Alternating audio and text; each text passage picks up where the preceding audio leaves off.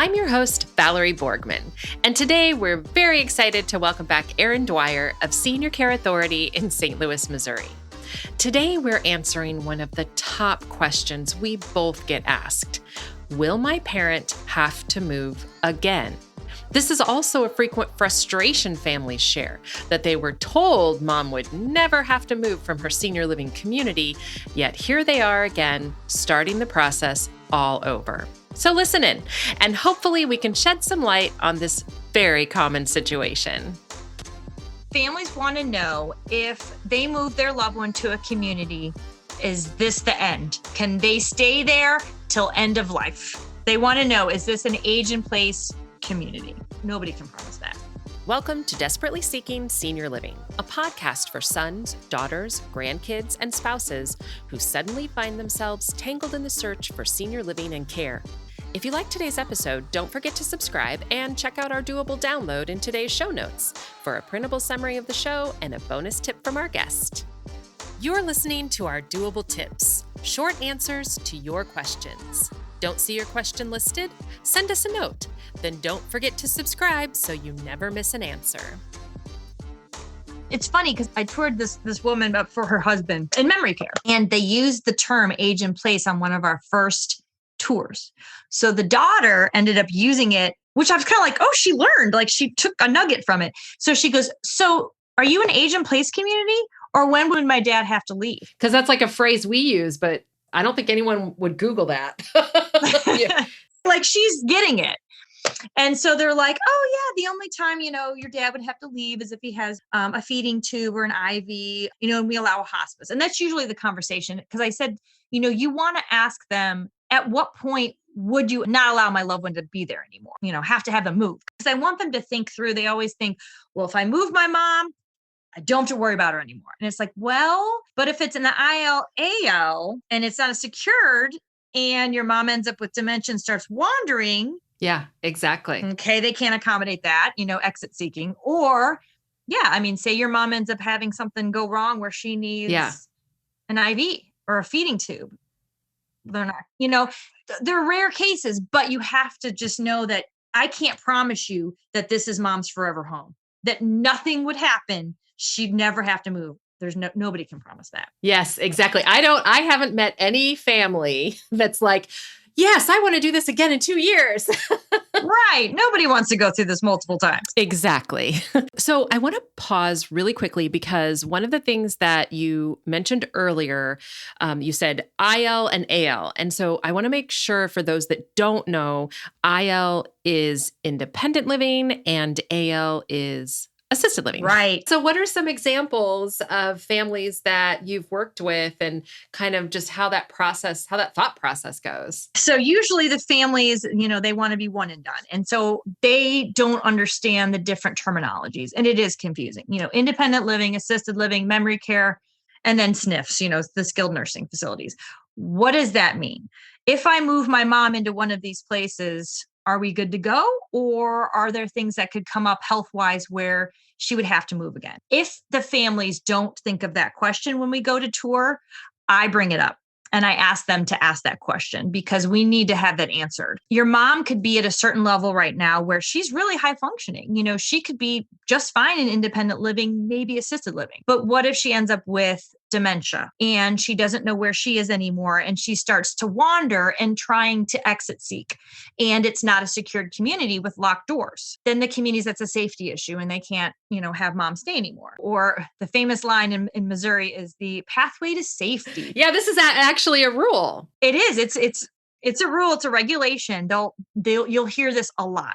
Pathway to safety, pathway to safety. They have to have their residents in assisted living be able to, in 5 minutes or less, exit the building with like 2 cues or, one, shoulder touch, but they can't literally handhold your mom or dad and exit them out of the building unless they have like a shelter in place kind of situation where they would have maybe drop down doors that are metal during a fire. But again, these are why you ask these questions when you go and tour.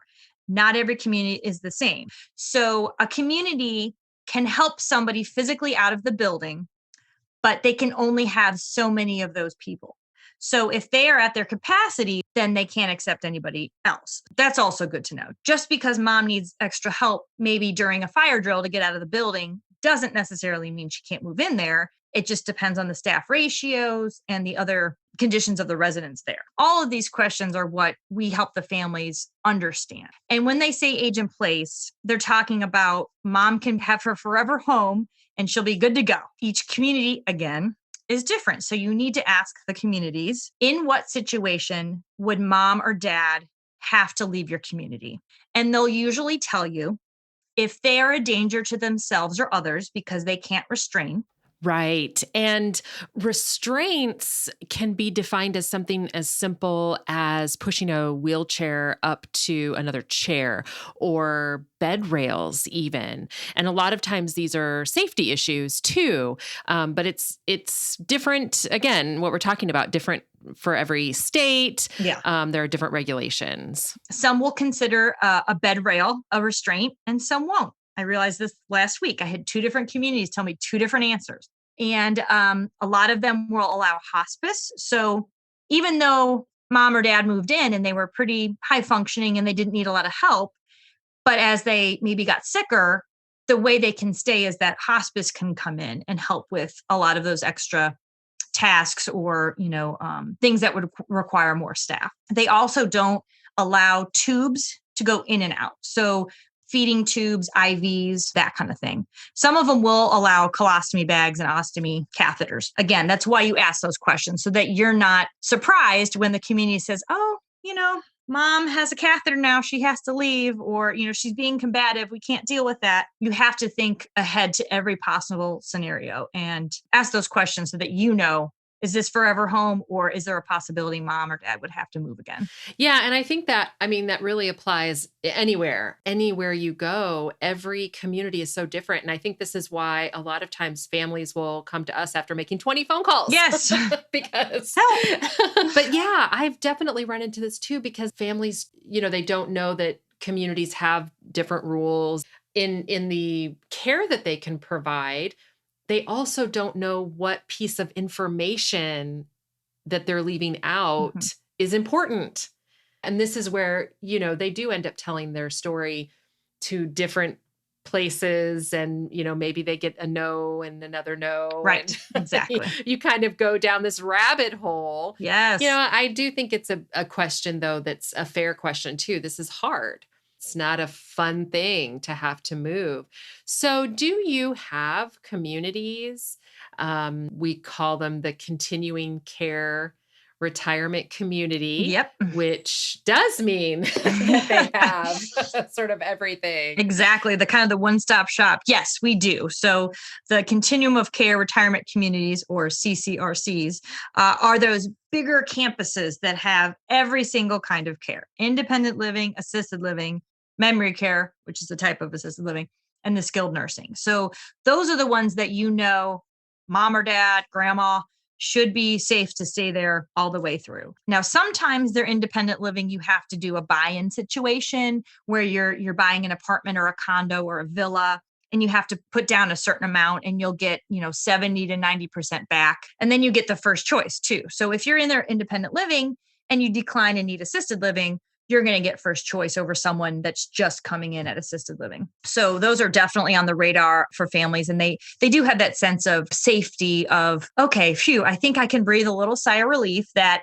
even if my mom has to change rooms or buildings, it's still the same campus. It's still the same administrators, and it's not a completely whole different move and adjustment period. And I think what's important about that style, so it is great because it can be that one-stop shop, not that they can stay necessarily in their same condo style apartment. Correct. They might have to move, but the family doesn't have to go through the search again. Do you also find that most of them in Missouri, they're really wanting you to be more independent when you first come into the program? Yes. Because I know here, most of them would prefer that you come in a little bit more independent. That is definitely the sell, that they would love for everyone to come in at the independent level. Yeah.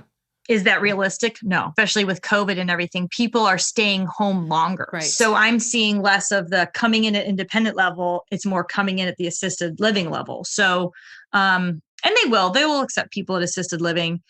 But again, you're right. They would prefer you to come into the community at the independent living level and kind of move you through the system. And I think it's important too that we should mention that refund that you get back, that 70 to, I've seen it as high as 95% that you get back. So basically what you're doing in purchasing that condo is you're making an investment, which is also why they would prefer you come in as more independent, because then that's a longer investment time.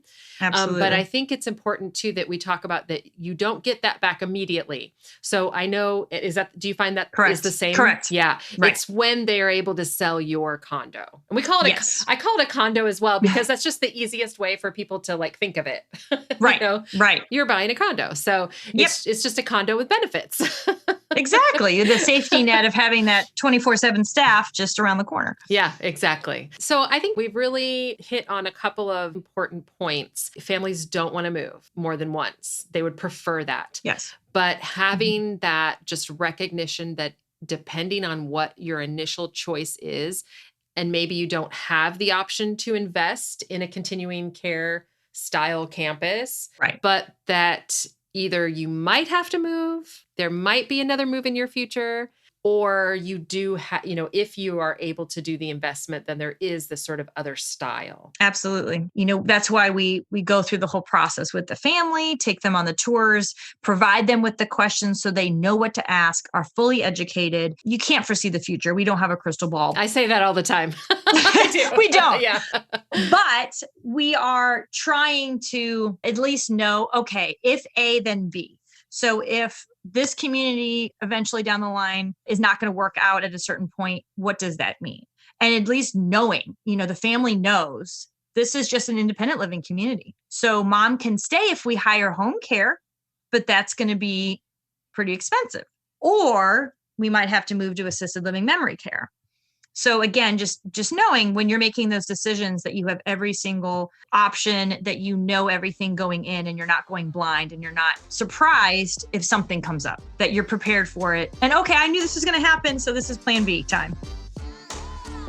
This episode is brought to you by Senior Care Authority St. Louis, helping families through elder care consulting and determining the best senior living and care options for your family in the greater St. Louis, Missouri area. Find their contact information in today's show notes. Check out this episode's doable download in show notes for details, including industry terms and definitions we discussed, as well as a bonus tip from our guest. Have questions or your own tips to share? Leave us a message. We'd love to hear from you. And until next time, make it doable.